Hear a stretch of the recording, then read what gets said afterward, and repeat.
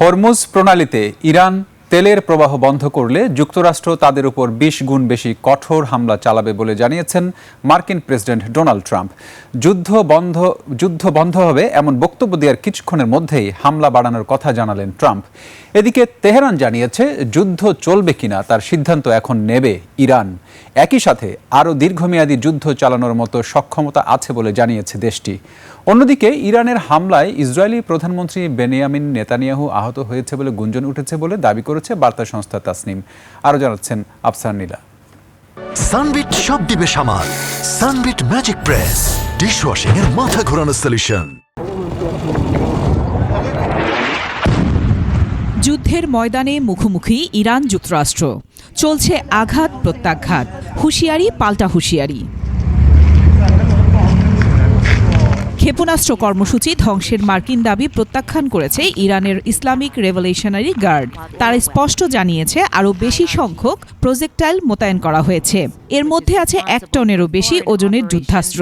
ইরানি যুদ্ধের সমাপ্তি নির্ধারণ করবে বলে জানিয়েছেন ইরানি প্রশাসনের মুখপাত্র ফাতেমা মোহারজেরানি।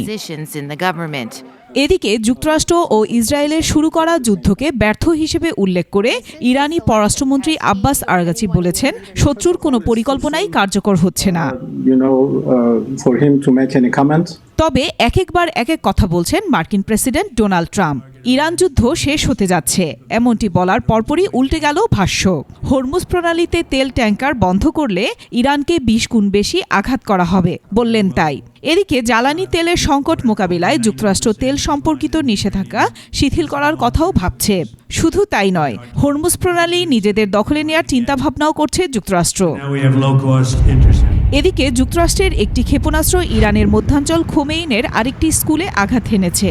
এর আগে রাতভর হামলায় রিসালাত স্কয়ারের কাছে কমপক্ষে ৪০ জন নিহত হন। অন্যদিকে লেবাননে ইসরায়েলি হামলায় মৃতের সংখ্যা ৫০০ ছুঁই। অব্যাহত রয়েছে ইসরায়েল হিজবুল্লাহর মধ্যে গোলাগুলি। বাহরাইন, কুয়েত, সংযুক্ত আরব আমিরাত এবং সৌদি আরব সহ মধ্যপ্রাচ্যে ইসরায়েল এবং মার্কিন সম্পদের ওপর ইরানের পাল্টা হামলা চলছে।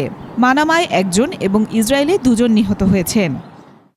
অন্যদিকে ইরানের হামলায় গুরুতর আহত হয়েছেন ইসরায়েলের অর্থমন্ত্রী ও কট্টর ইহুদি জাতীয়তাবাদী নেতা বেজালেল স্মটরিচের ছেলে বেনিয়া হেব্রন।